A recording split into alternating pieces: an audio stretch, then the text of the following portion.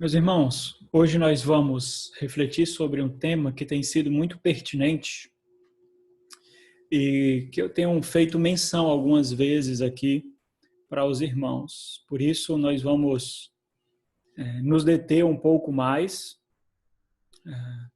do que nós nos deteríamos nas reflexões dessas reuniões de oração que tem sido, às vezes, não tão demorada quanto nós costumamos fazer. Então, hoje nós vamos nos deter um pouco mais. Nós vamos falar sobre o tema ofertas ao Senhor.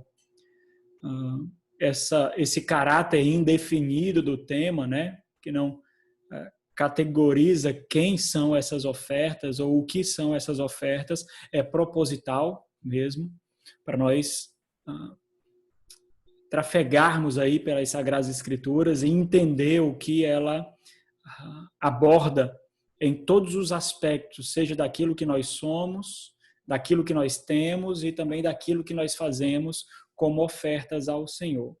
Então, eu tenho percebido esse desejo no meu coração de falar sobre isso, tendo em vista as inúmeras manifestações de igrejas e colegas pastores que têm sido desprezados nesse tempo de pandemia. Então, ao mesmo tempo que essas igrejas continuam oferecendo o alimento celestial, o sustento espiritual, essas mesmas igrejas e esses mesmos obreiros têm sido preteridos nesse momento e muitas vezes por famílias e igrejas cujos seus membros não têm passado necessidade nem material, né, e nem financeira. Então, em uma proporção ou outra, como nós somos pecadores, disposições de não assumir as nossas responsabilidades e não oferecer parte daquilo que o Senhor nos dá para a manutenção da obra do Senhor, isso acaba, numa medida ou outra, numa proporção ou outra, trafegando pelo nosso coração. Então, eu não sei se essa é a realidade de alguém dessa igreja ou o quanto esses pensamentos podem passar por uma mente ou outra. Então, para aqueles que pensam de alguma forma nessa perspectiva, essa é uma exortação, essa é uma advertência. Para aqueles que não têm tal disposição, esse é um lembrete, né? Para que não incorra no erro. Então, a minha proposta hoje aqui é, de forma muito simples, muito panorâmica, refletirmos sobre a teologia da oferta nas Sagradas Escrituras, como as Sagradas Escrituras, relacionando o Novo e o Antigo Testamento, concebe a realidade da oferta ou dos sacrifícios e como isso nos encontra sendo a aplicação para as nossas vidas como expressão da nossa religião, da nossa adoração ao Senhor. Então, a proposta é muito ambiciosa, por isso nós vamos demorar um pouco mais de tempo, mas da mesma forma nós não nos aprofundaremos, nós veremos isso de forma panorâmica. Então, algo precisa ser entendido de cara, né? Os ritos de maior expressão religiosa do povo de Israel no Antigo Testamento sempre foram as ofertas e os sacrifícios, que são ritos regulamentados encontrados no livro de Levítico, especialmente nos 18 primeiros capítulos. Nós vemos aí os sacrifícios sendo regulamentados e mostrando a sua aplicação. Conforme o texto que nós lemos, meus irmãos, um salmo penitencial, nós já expomos ele aqui na igreja, é um salmo de lamento e um salmo penitencial feito por Davi quando encontrou-se em pecado. Não era, nós vemos nesse texto que não era o rito em si que agradava a Deus. Não era simplesmente a prática do rito que nos tornava favoráveis a Deus, mas aquilo que ele expressava. E tal realidade não ficou relegada somente ao Antigo Testamento, à antiga aliança. Isso perpassa por todo o plano do Senhor na história da redenção. Entretanto, na nossa presente realidade, na nossa atual situação, nós vivemos dias, meus irmãos, de profunda flacidez espiritual. A superficialidade espiritual acaba sendo objeto de intensa defesa por aqueles que são enganados pela própria carne. Então, aqueles que se veem com uma fé, com o evangelho, com uma conversão extremamente superficial, ao invés de combatê-lo, na verdade, tem sido objeto de defesa. Por que isso? Porque a frieza, ela precisa ser defendida de alguma forma por eles. A feiura, ela precisa parecer menos feia. A podridão precisa ser suavizada, a grosseria não pode parecer tão agressiva, o amor ao mundo precisa de alguma forma ser camuflado e a imaturidade precisa ser encoberta. E eu poderia ficar citando inúmeros motivos aqui, mas que ressalta simplesmente esse caráter triste e pobre do evangelicalismo que nós vivemos por ditos cristãos, por professos crentes. A triste verdade, meus irmãos, é que nós não precisamos ir muito longe, ou então nós não precisamos desenvolver muitas e profundas argumentações para encarar a realidade de que um dos efeitos da queda, ainda presente em nós, é a manifestação para a manipulação para benefício próprio. De alguma forma, nós manipulamos a nossa vida, nós manipulamos a nossa religião, nós manipulamos a igreja e a espiritualidade para benefício próprio. Essa é uma realidade muito latente no evangelicalismo que nós vivemos, e esse tempo que nós estamos passando veio como propósito de Deus para realçar isso, para tornar isso evidente. Aquilo que aconteceu, por exemplo, com Adão, imediatamente depois da desobediência, ecoa até hoje, e assim continuará até que o Senhor Jesus nos leve para si. Em alguns, essa evidência da corrupção, elas são mais destacadas. Em outros, elas são mais mortificadas. Mas a verdade é que existe uma luta. Se alguns não lutam, outros levantam as suas armas e lutam. Então, tais evidências, ou mais domadas, portanto, mais mortificadas, ou mais negligenciadas, portanto, mais libertinas, embora muitas vezes despercebidas as suas implicações, por causa da ignorância que caminha no coração desses adeptos, elas são ilustrações claras do status, da situação, da luta contra a carne e o espírito. Nós vemos essa luta sendo descrita, essa realidade bélica e espiritual, mas evidenciada também na nossa presente era, na nossa presente situação, sendo relatada lá por Paulo em Gálatas, no capítulo 5. Então, você vai abrir algumas vezes as Sagradas Escrituras. Então, coloca as Sagradas Escrituras perto de você e abra aí em Gálatas, capítulo 5, a partir do versículo 16. O apóstolo Paulo diz o seguinte: digo, porém, andai no Espírito e jamais satisfareis as concupiscências, a concupiscência da carne. Porque a carne milita contra o Espírito e o Espírito contra a carne, porque são opostos entre si, para que não façais o que porventura seja do vosso querer. Então, existe essa luta sendo travada entre carne e o Espírito, e nós temos evidências claras de derrota ou de vitória. Nós temos evidências claras. E uma dessas evidências claras é esse desprestigiar, essa falta de cuidado, essa falta de zelo, tanto pela igreja do Senhor, como pelos obreiros que o Senhor levanta. Qual é o ponto aqui que eu quero ressaltar? A forma como nós vivemos demonstra a situação dessa luta. Esse é o primeiro ponto na introdução aqui. A forma como nós vivemos demonstra a situação que essa luta está entre carne e espírito. Dois pontos. Ou satisfazendo as concupiscências, as paixões carnais, ou seja, fazendo o que é do nosso querer, enquanto ainda caídos, ainda lutando para sermos santos, ou guiados pelo Espírito, ou seja, não fazendo aquilo que é do nosso querer. Portanto, meus irmãos, o que a Bíblia diz sobre o que nós somos deve necessariamente ser o sumário, ser o resumo, ser a breve descrição da nossa vida.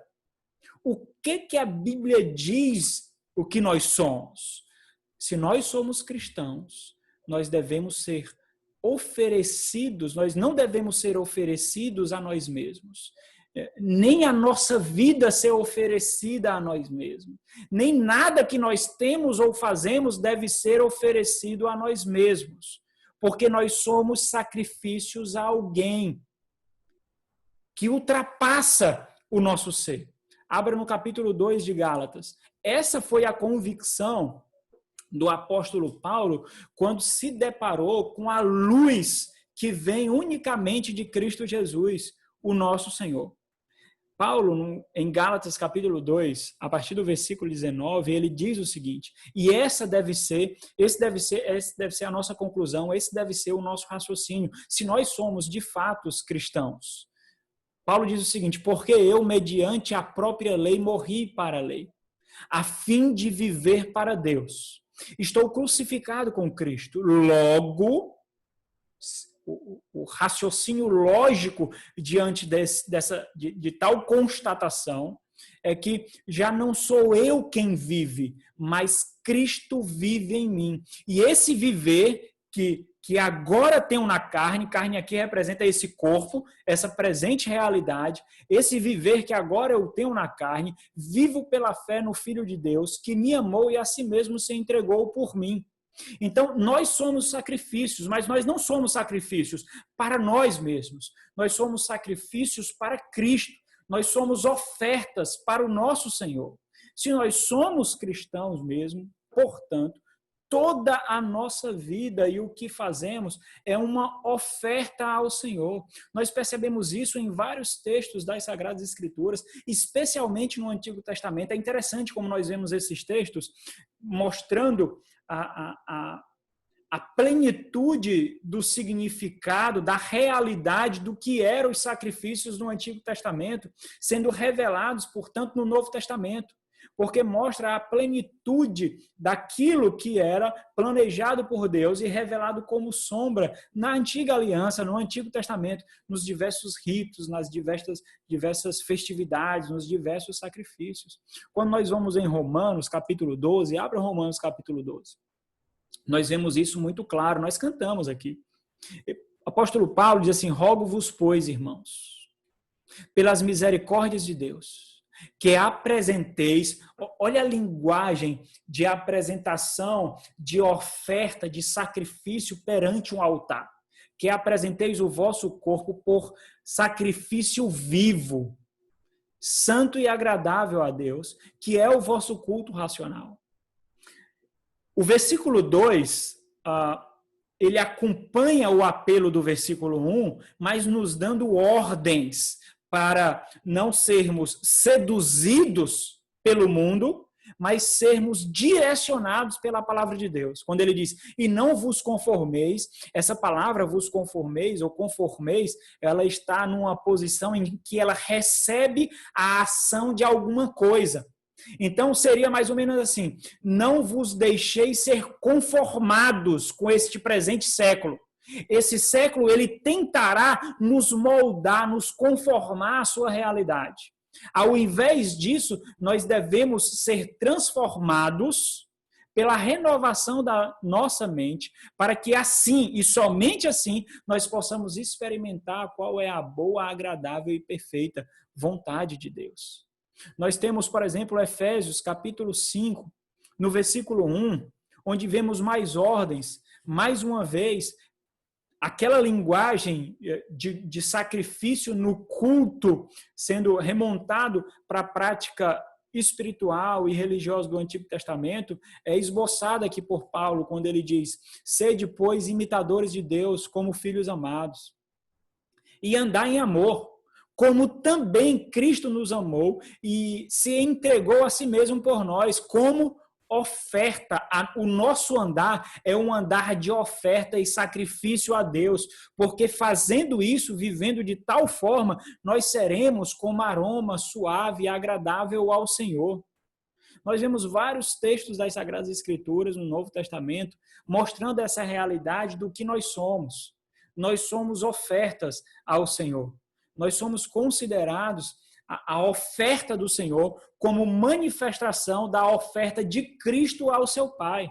Então, a grande pergunta, meus irmãos, negligenciada é a seguinte: se eu sou integralmente um sacrifício vivo, nessa presente realidade que eu vivo agora, se eu sou um sacrifício vivo ao Senhor, como o que eu tenho e o que eu faço não seriam?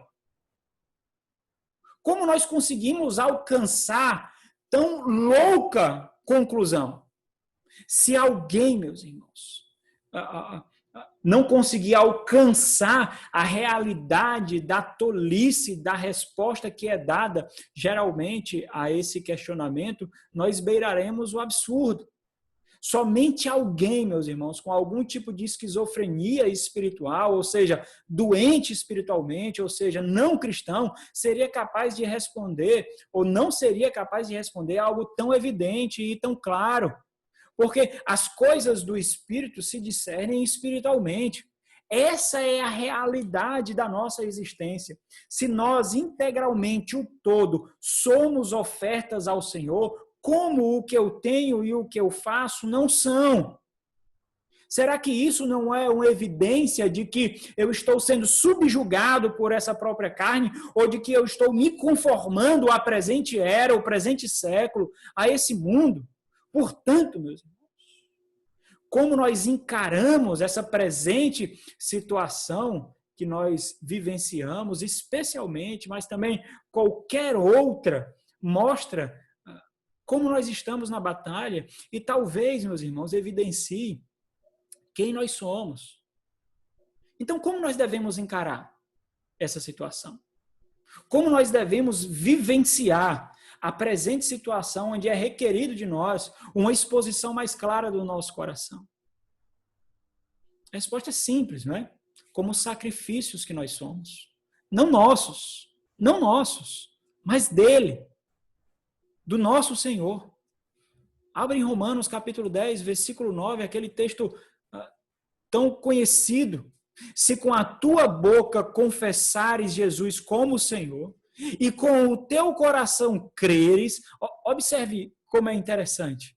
Aquilo que eu professo deve vir de um coração que confessa, de um coração que crê. Crês que Deus o ressuscitou dentre os mortos, será salvo. Então, a salvação não é simplesmente uma realidade guardada no esconderijo do nosso coração, mas é evidenciada por aquilo que nós fazemos, por aquilo que nós professamos. Então, aquilo que está no coração precisa ser externalizado, precisa ser expressado. Mas essa, meus irmãos, essa não é uma inovação neotestamentária. Nós não vemos isso, conforme eu falei, somente no Novo Testamento. O Novo Testamento ele estabelece aquilo que era constantemente negligenciado no Antigo Testamento. Era alvo das constantes repreensões dos profetas do Senhor para o povo do Senhor, que negligenciava a devoção de coração, mas exercia o rito externo. E aí nós vamos ao primeiro ponto da nossa reflexão hoje. O ideal de oferta, o ideal de sacrifício a Deus desde o Antigo Testamento. Quando nós nos voltamos para o Antigo Testamento, especialmente com os olhos da realidade já consumada no Novo Testamento, nós entendemos, meus irmãos, que inúmeras manifestações, inúmeras experiências, inúmeras práticas, inúmeros ritos, inúmeros objetos, posições e lugares eram representações que apontavam para uma realidade maior, para uma realidade suprema, para uma realidade mais profunda, para a plenitude daquilo que haveria de vir. Quando nós vemos, então, é como se o Antigo Testamento estivesse nos deixando cada vez mais na expectativa para aquilo que viria em Cristo Jesus. Por exemplo, o que falar, meus irmãos, do povo de Israel? E das inúmeras vezes que ele foi repreendido e punido por causa da dureza do seu coração. Era a sombra de algo. Era o tipo de algo que haveria de vir. Mas agora não mais defeituoso, agora não mais desobediente. O que falar das ofertas, dos sacrifícios, das inúmeras cerimônias, do templo, do culto, dos profetas, dos sacerdotes, dos reis. Nós vemos todas essas figuras, todas essas sombras sendo manifestadas plenamente, estabelecidas plenamente com Cristo Jesus na nova aliança, no Novo Testamento. Deus estava revelando o seu plano, sempre apontando para algo bem maior, algo bem mais pleno. Desde a criação do homem o homem foi apontado como obra criada não somente por Deus, mas criada para Deus.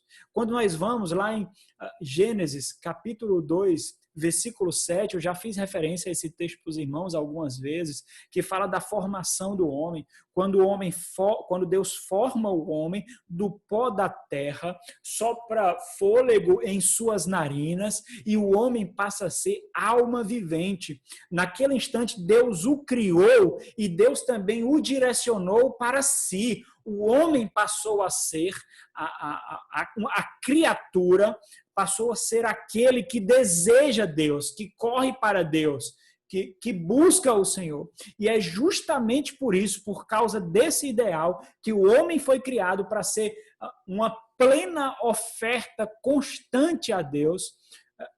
Justamente por causa dessa compreensão, tudo o que o homem fazia apontava para o seu Criador. Por que ele era corregente? Ele era corregente porque ele manifestava o supremo regente, o supremo gerente. Ele nomeia os animais manifestando o domínio de quem ele dependia, de Deus. Então, isso foi compreendido pelo apóstolo Paulo de uma forma sensacional e ele sintetizou essa realidade.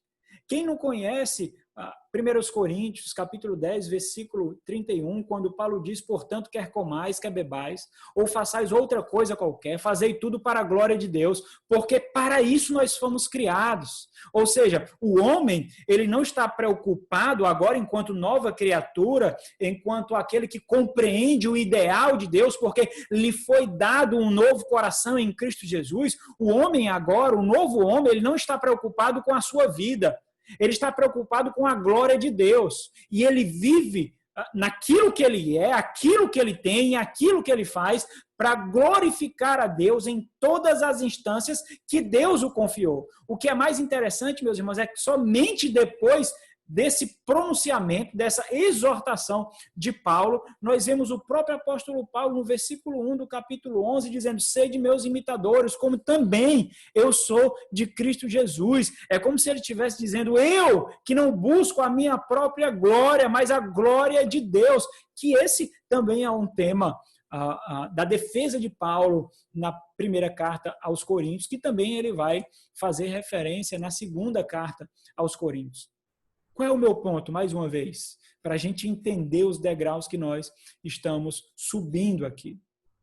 Sempre ser povo de Deus significou ser completamente dele. Israel não manifestou na antiga aliança que era completamente povo de Deus. Por isso eles foram repreendidos, por isso eles foram castigados, por isso eles foram exilados e por isso eles quebrando a aliança, foram repudiados pelo Senhor.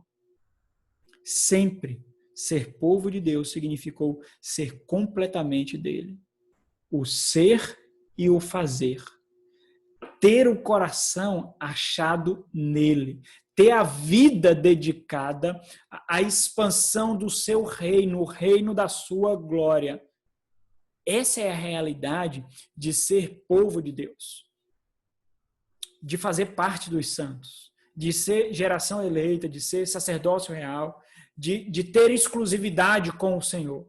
Essa é a grande realidade. E somente por ter esse entendimento que nós podemos compreender, por exemplo, as repreensões do Antigo Testamento. Se nós não tivermos esse entendimento do que é ser, do que é a oferta ao Senhor, do que o Senhor espera quando algo é ofertado a Ele, do que o Senhor, qual é a expectativa do Senhor a olhar para a oferta e olhar para o nosso coração, se nós não tivermos esse entendimento, nós não vamos compreender muitas realidades do Antigo Testamento. Por exemplo, por que então o Senhor rejeitaria a oferta de Caim e se agradaria da oferta de Abel? Em Gênesis capítulo 4. Porque existe um padrão, existe uma expectativa da parte de Deus para com o seu povo.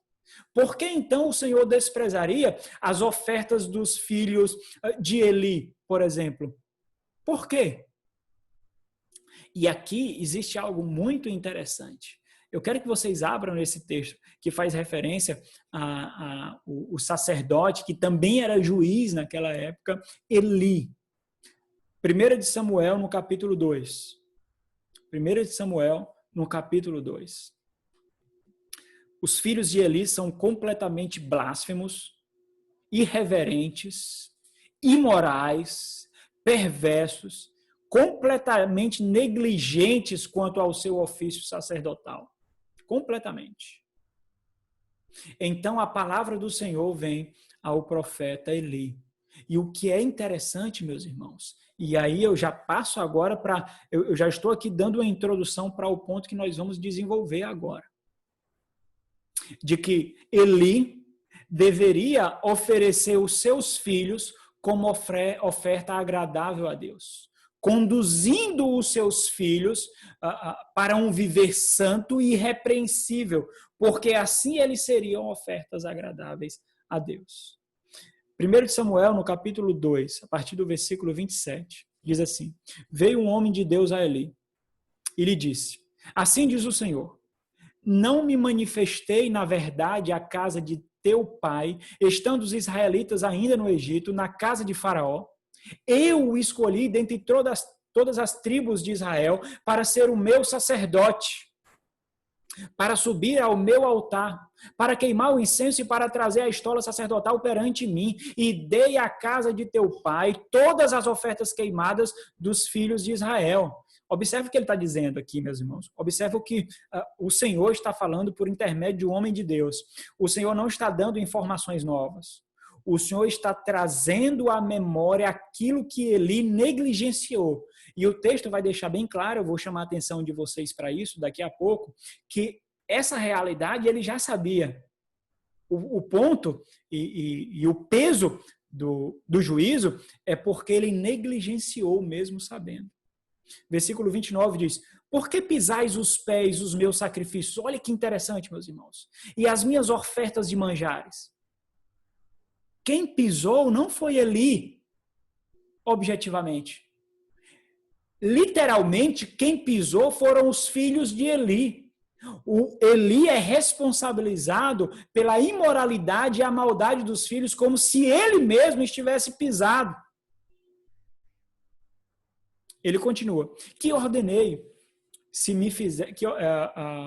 Por que pisais aos pés os meus sacrifícios e as minhas ofertas de manjares, que ordenei se fizesse na minha morada? E tu, por que honras? Olha como é interessante.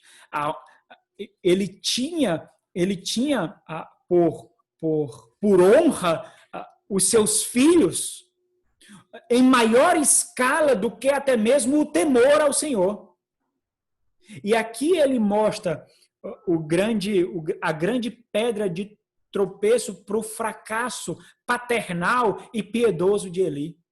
E tu, por que honras a teus filhos mais do que a mim? Para tu e eles vos engordardes das melhores de todas as ofertas do meu povo de Israel. Portanto, diz o Senhor, Deus de Israel, na verdade, olha o que ele está fazendo aqui, meus irmãos. Aqui no versículo 30. Na verdade, disse eu. Olha o que ele fez também no versículo 27.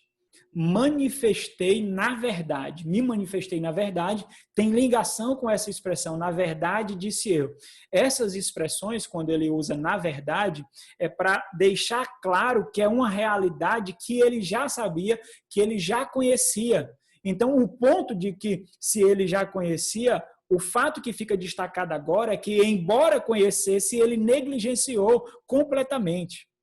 Na verdade, disse eu, que a tua casa e a casa de teu pai andaria diante de mim perpetuamente. Porém, agora, diz o Senhor, longe de mim tal coisa, porque aos que me honram, honrarei, porém, aos que me desprezam, serão desmerecidos. E aí ele continua a sentença de juízo.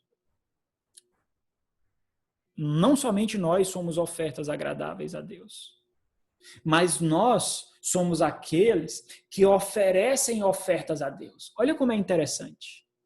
Nós já vemos uma luz maior aqui.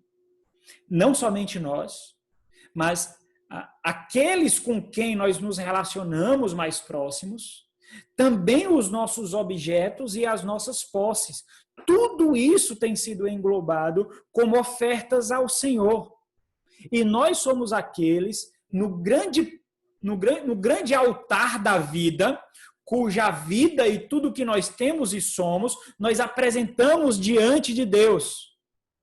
Como oferta, essa oferta pode ser agradável ou não ao Senhor. Nós podemos oferecer ofertas como Abel, que agradou o Senhor, ou podemos oferecer ofertas como os filhos de Eli, ou como o próprio Eli, que não agradou o Senhor.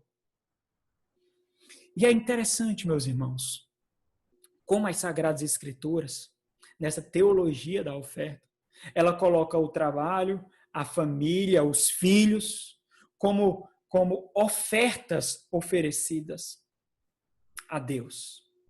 Abra em Efésios capítulo 5. Carta de Paulo aos Efésios, no capítulo 5. Quando nós vamos ao capítulo 5, do versículo 22 ao versículo 33, nós vemos um lindo cenário mostrando a vida conjugal como um ato de adoração. O casamento como uma manifestação da bondade de Deus e da nossa devoção ao Senhor. Nesses versículos, do capítulo 5 de Efésios, do versículo 22 ao 33, nós vemos ali um cenário de adoração, onde a mulher se oferece em adoração ao Senhor como? Se submetendo ao seu marido.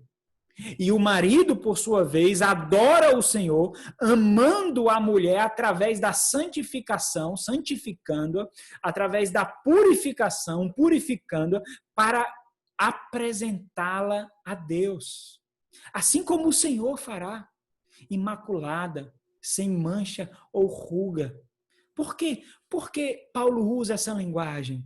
É porque a mulher não vai envelhecer? Óbvio que não. Mas a realidade conjugal, a vida conjugal, deve torná-la cada vez mais parecida com Cristo. E cada vez que o marido fizer a esposa mais parecida com Cristo, através do cuidado piedoso, através de dar a vida por ela, cada vez que isso acontecer, ela se tornará mais pura, sem mácula, e um dia ele apresentará, assim como Cristo entregará o seu reino e a sua igreja ao seu Senhor. É interessante pensar por que o Salmo 127, meus irmãos, descrevem os filhos como flechas nas mãos do guerreiro. Por que ele faz isso? Se, de um lado, ele nos dá a ideia de fortalecimento para a batalha e a batalha do Senhor, por outro lado, ele cria na nossa mente a realidade de lançar os filhos para o destino correto, como eu fiz menção lá de Gênesis capítulo 2, versículo 7, do qual a raça humana se desviou. Então, não somente a mulher, mas também os filhos, à semelhança dos filhos de Eli, devem ser apresentados ao Senhor como flechas na mão do guerreiro que conhece o alvo devido, idealizado por Deus, mas manchado, mas maculado pela guerra. Mas não somente isso. Aí, próximo desse texto que você abriu, em Efésios capítulo 6, a partir do versículo 5 até o versículo 9, nós vemos o apóstolo Paulo transformando o campo de colheita, o escritório, o chão de fábrica em um altar de adoração ao Senhor. Porque assim como o servo prestará contas ao Senhor, o empregador, o Senhor prestará contas a um Senhor maior do que ele, ao seu Deus. E nós vemos essa adoração nesse grande altar do mercado de trabalho sendo expressado através da obediência e da submissão a Cristo. Porque tudo isso é feito no Senhor, em Cristo, por meio dele. Então, aquilo que nós somos, aquilo que nós temos e tudo que nós tocamos são ofertas ao Senhor. Essas ofertas podem ser imorais, essas ofertas podem ser repugnantes ao Senhor, ou essas ofertas podem ser agradáveis ao Senhor. Portanto, meus irmãos, qual é a síntese dessa teologia da oferta? E essa síntese é estabelecida pelo profeta Oséias. Nós já vimos esse texto. Abrem Oséias capítulo 6. Especialmente, meus irmãos, pela passagem usada pelo Senhor Jesus Cristo, quando ele teve, olha que interessante, quando ele teve a pureza questionada pelos mestres da lei. Então, o Senhor Jesus senta à mesa com pecadores e publicanos, e ele tem a sua pureza questionada por aqueles que eram verdadeiramente impuros interiormente, que eram os fariseus em Mateus capítulo 9. Embora exteriormente eles se apresentassem como puros. E o Senhor Jesus diz, então, misericórdia quero e não holocausto. Por quê? Porque era isso que eles faziam. Eles se achavam puros porque ofereciam sacrifícios, porque ofereciam holocaustos. E o Senhor diz, não é isso que eu quero, não é isso que eu espero, não é essa a minha expectativa daqueles que me seguem. E nós vemos o profeta Oséias deixando isso muito claro, muito gritante para a sua geração, uma geração de coração duro, de coração impenetrável, de coração completamente distante do Senhor. Então nós vemos no capítulo 6, a partir do versículo 4 em Oséias, o contraste do amor que o povo tinha e o amor que Deus requer. Quando ele diz, no versículo 4 do capítulo 6, Oséias, que te farei, ó Efraim?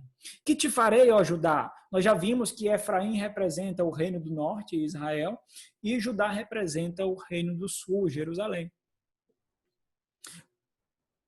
A ideia que nós temos aqui é de que, de alguma forma, Deus quer redimir o seu povo. Deus tenta buscar o seu povo, mas existe um problema. Qual é o problema? Deus olha para o coração do povo. Deus olha para cada coração e quando ele olha para cada coração, ele não vê o amor que é característico daqueles que são dele. Então ele diz, porque o vosso amor, e aqui é aquela palavra hesed, que fala do amor pactual, do amor leal, do amor da aliança, porque o vosso amor, porque o amor que vocês têm e é ter para ele, para Deus, porque o vosso amor é um amor de vento, é um amor que passa, é um amor por interesse. Ele diz, é como a nuvem da manhã e como o orvalho da madrugada, que cedo passa. Então ele usa a mesma expressão, embora traduzido com outro nome, pois misericórdia, e aqui é a mesma palavra, hesed, que quer dizer amor, esse amor pactual, esse amor leal, porque misericórdia, quero esse amor. A música que nós cantamos aqui, Purificação, ela faz referência um pouco dessa atmosfera. Quando ele diz, pois esse amor pactual que eu quero, e não sacrifício. Olha como é interessante, porque o sacrifício ele foi instituído por Deus. Mas o sacrifício ele precisa demonstrar algo. O sacrifício ele precisa expressar uma realidade interior. E esse sacrifício do povo não estava sendo expressado. Então ele diz, e o conhecimento O conhecimento aqui, a ideia de conhecimento é aquela ideia de relacionamento de lealdade, conhecimento por intimidade. E o conhecimento de Deus, mais do que o holocausto. Então ele usa aqui uma linguagem de paralelismo para evidenciar aquilo que ele estava requerendo e aquilo que o povo não tinha. O povo não amava a Deus, embora continuasse oferecendo os seus sacrifícios. Então, se de um lado eu não expresso materialmente, visivelmente, a, a realidade do meu coração, a devoção do meu coração na expansão do reino, no sustento da igreja, no sustento dos obreiros. Se eu não faço isso, nisso eu peco grosseiramente. Mas se por outro lado eu faço simplesmente como um ritual frio e seco, se eu faço simplesmente por pura obrigação, mas ter realmente a expressão de amor, de contrição, de lealdade sendo evidenciado por aquilo, também eu peco, também eu erro. Qual é o ponto da síntese, então, que nós vemos aqui em Oséias? Ofertas expressam algo sobre a nossa devoção a Deus. Ofertas expressam algo da nossa devoção ao Senhor. Da mesma forma que a falta dessa prática expressa alguma coisa da nossa devoção ao Senhor. Pode expressar algo bom ou pode expressar algo negativo. E o nosso terceiro ponto, meus irmãos. Ofertas são expressões externas de uma realidade interna. Então, isso que eu toquei agora, nós iremos aprofundar. E eu quero aprofundar fazendo o resumo do que eu mencionei aqui. Foi que nós vimos até aqui. E eu vou elencar alguns pontos que nós vimos, para ficar muito nítido no nosso coração. Ritos de ofertas, de sacrifícios, sempre fizeram parte do povo de Deus. Ganhou mais amplitude, mais alcance, mais profundidade na nova aliança em Cristo Jesus.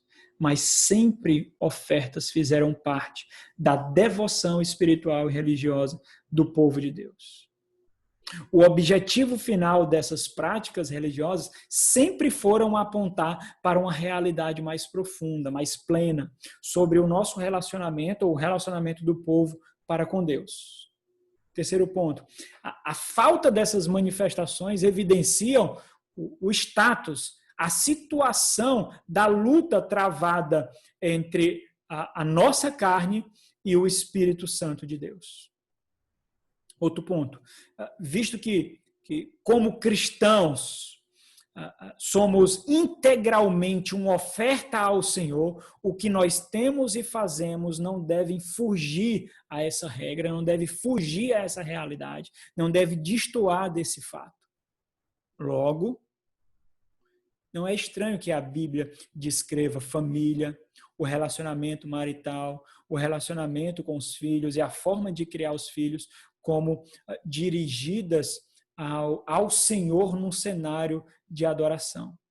Como também não é estranho quando o apóstolo Paulo descreve o campo de trabalho, o campo de colheita, e nas suas mais diversas esferas, como um altar de adoração ao Senhor.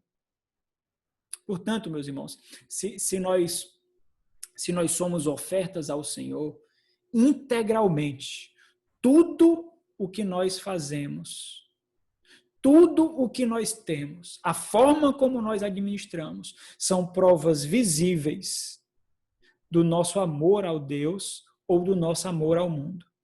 Se a realidade do que eu tenho é a realidade do que eu sou, expressa um maior egoísmo, maior possibilidades de desculpas, se expressa um maior afastamento da comunidade do sustento dos santos, isso vai mostrar o amor que eu tenho pelo mundo. A realidade oposta, então, é de que aquilo que eu tenho, aquilo que eu sou, se depara com a abnegação, se depara com a renúncia, e isso vai expressar o amor pelo Deus, o nosso Senhor Jesus Cristo. Por que isso, meus irmãos? Porque o tipo de árvore, inevitavelmente, é revelada pelos frutos que ela dá. Foi isso que o Senhor Jesus falou no Sermão do Monte, em Mateus capítulo 7. A árvore é conhecida por seus frutos. Os frutos que nós damos revela que árvore nós somos. Olha como é interessante, meus irmãos. O que o Salmo 1 fala? Do justo. O Salmo 1 fala que os justos são como árvores plantadas, frutíferas, que dá o seu fruto no tempo apropriado. Os justos frutificam para o reino, não frutificam para si. Qual reino? O reino que o Salmo 2 descreve. O reino de Deus, que é desenvolvido em todo o Saltério, que é desenvolvido em todo o Antigo Testamento, que é desenvolvido no Novo Testamento. Então, meus irmãos, nós não podemos confessar aquilo que não está no nosso coração. Não podemos. Se nós confessarmos, se da nossa boca saem palavras de uma realidade que não existe no nosso coração, um dia essas palavras se mostrarão vento. E vento passa. Vento não se estabelece. Vento não se sustenta. A oferta, seja nós mesmos ou aquilo que temos e fazemos, elas são apenas expressões de uma realidade interior. Daquele coração que o Senhor Jesus Cristo colocou em nós. Ou daquele coração cujo Satanás tem em suas mãos, banhados pelo picho desse mundo. Então, para a gente concluir, a pergunta central da minha aplicação, conforme eu fiz referência lá na introdução, é uma pergunta grande, mas de fácil compreensão. Como? Em algum momento da nossa presente história, daquilo que nós vivemos agora, como em algum momento, quando mais precisamos do maná dos céus, quando mais precisamos do pastoreio fiel, quanto mais precisamos dos obreiros do Senhor, quanto mais precisamos da esperança que é guardada pela igreja de Cristo. Como, meus irmãos, igrejas e pastores podem passar necessidades numa situação como essa? Especialmente quando os seus membros não estão passando necessidades financeiras e materiais. Como? Essa é uma indagação extremamente pertinente, meus irmãos.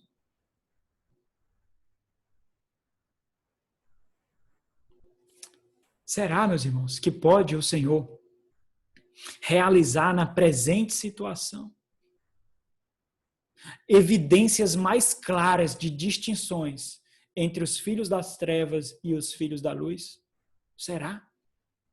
Quando muitos, nesse instante, não estão depressivos, não estão com síndrome do pânico, não enveredaram por alcoolismo, não surtaram emocionalmente, psicologicamente, porque as mãos do Senhor têm chegado até os seus santos pela igreja do Senhor que não para, pelos obreiros do Senhor que continuam ativos, mesmo sendo feridos de morte, continuam ativos na batalha. Como, então, seria evidenciada maior distinção entre os filhos das trevas e os filhos da luz nessa presente situação? Não negligenciemos, meus amados irmãos, não negligenciemos. Por quê?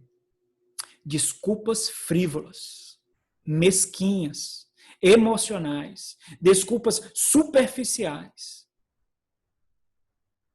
não poderão esconder a verdadeira realidade de um coração que não amam a Deus.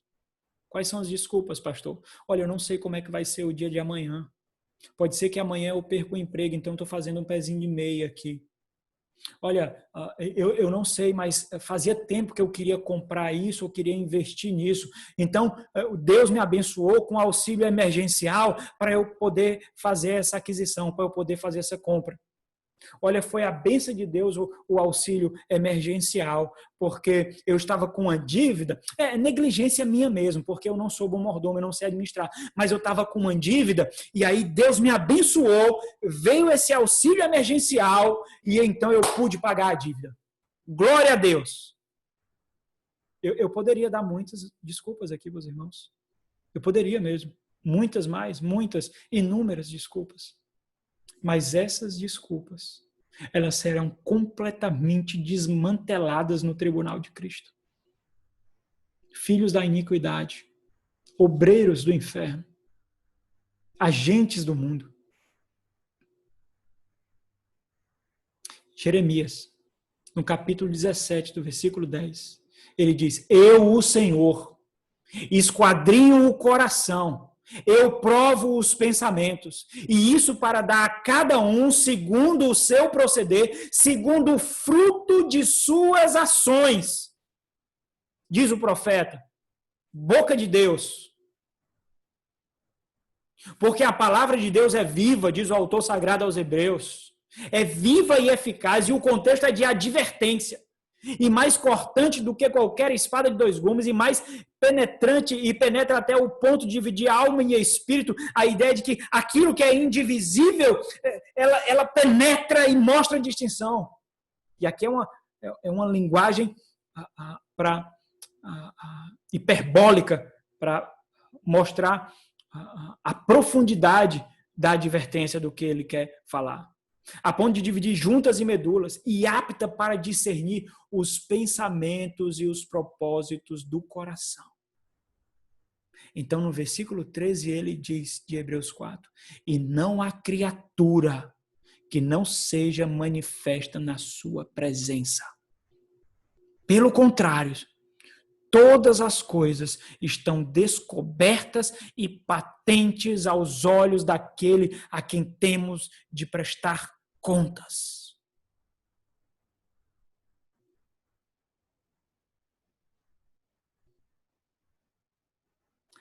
A pior realidade do ímpio, meus irmãos, a pior realidade do homem carnal é de que ele não consegue discernir a ignorância infernal do seu coração.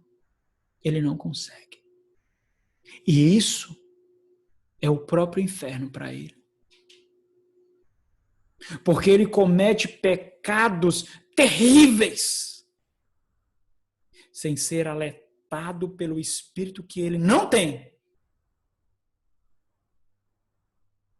Um puritano do século XVII disse: a conversão é uma obra profunda, uma obra no coração. Ela invade o homem, a mente e os membros e toda a sua vida.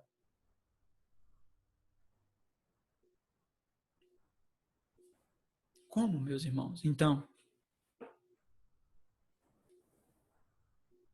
será que nós temos expressado com o que somos, com o que temos e com o que ofertamos, amor por Deus ou amor por esse mundo?